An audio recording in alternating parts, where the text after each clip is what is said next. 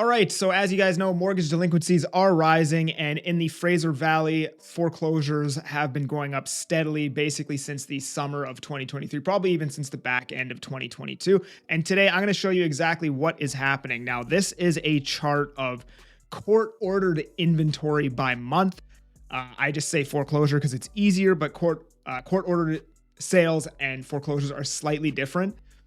But as you can see, basically since the start of, July, we had 8 foreclosures in all the Fraser Valley. And today there's 90. So more than a 10x since July of 2023, basically since 2 years ago, right?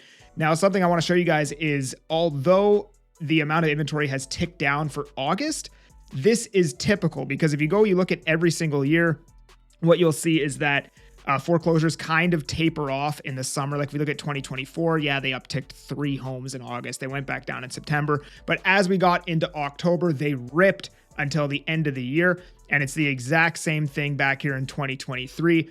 The amount of foreclosures hitting the market ripped into the end of the year. So I suspect once we get into September or October, you're going to see the amount of foreclosure inventory start to rip into the back end of the year and go higher than where we're at right now, because I just don't see any reason why we wouldn't see more foreclosures with the current state of the way things are, right?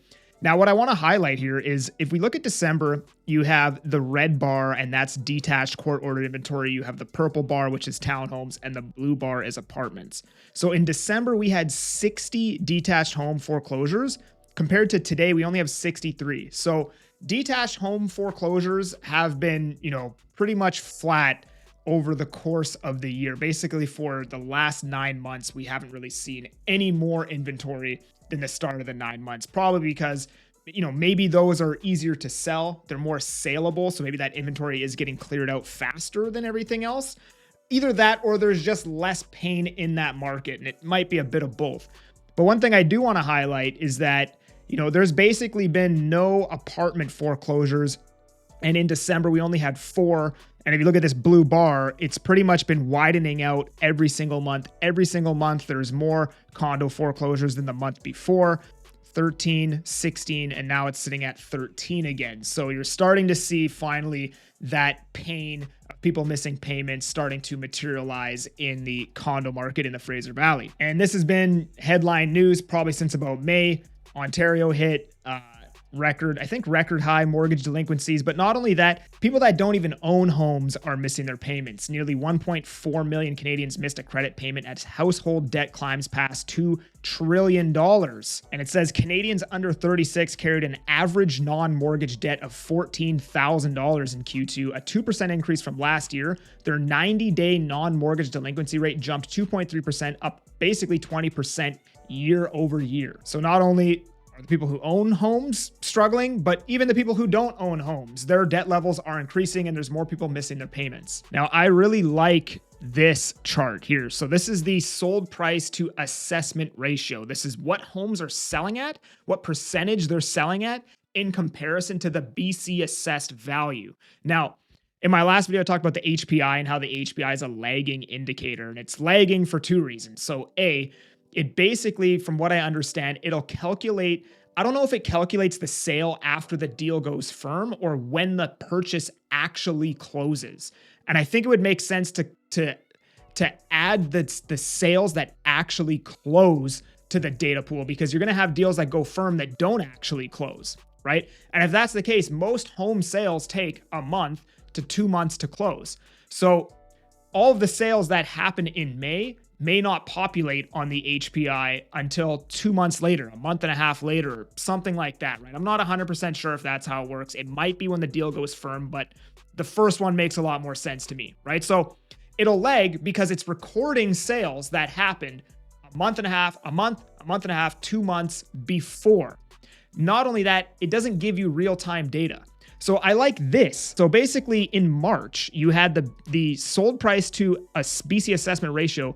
Things were still selling above the July 2024 BC assessment.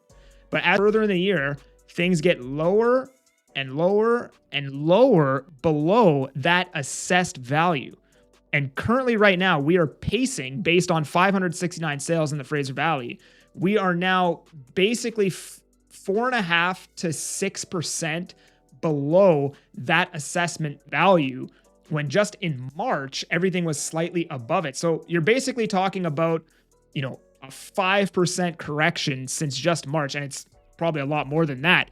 But that's when you aggregate the data, that's what it's coming out to be, right? And if you look at this, you can see detached is down 4.6% since they're selling 4.6% under that assessed value. Apartments are selling 6%, and townhomes are selling 4.5% below their assessed value. And obviously, things are down, like you look at detached is down 1.4% since just last month. You look at apartments are down 2% since just last month. And you look at townhomes are down about a full percent since just last month. So again, because the HPI is lagging, and in that video, like I'll just pull it up again, the price right now for the HPI is $944,000. And I said, it's very likely that we're actually going to go below this low of January 2023 at $934,000 because we're only $10,000 away. And I also said that it's very likely the prices are probably lower than this right now because, again, this is recording sales that might have happened a month ago, a month and a half ago, 2 months ago. And if you actually look at the sales that are happening right now that won't be recorded until the end of this month or the end of September, those sale prices are likely going to be lower than what's recorded on the HPI right now. And again, if you go back to this and, you have apartments down 2% month over month, you have detached down 1.4% and townhomes down a full percent. And, you do, a 1.5% of 944,000. What would that be? 944,000 times 98 times, no. 0.984, 928,000 based on the sold price to assess ratio, right? So that would mean, as per that, if that's falling 1.5% month over month, and we're not going to get the data for the HPI probably until, mid-September or whatever it is, by my calculation, we're already below this. But yeah, I mean, as you can see over the last couple of years, we have a lot more court-ordered sale inventory at the moment, and I don't see anything that's going to stop this. People are running out of money. People are using, I've heard a lot of people using a credit product to actually make the mortgage payment on their house, because typically what happens is people are always going to pay the mortgage first and then pay everything else last if it comes down to it, right? Like they'll lose their car first, they'll default on their credit card, they'll whatever. The house is going to be the main priority. Everything else gets paid last. And I'm hearing a lot of people that are using lines of credit and home equity lines of credit to make their monthly mortgage payment because they're obviously having liquidity issues, cash flow issues, and everything in between.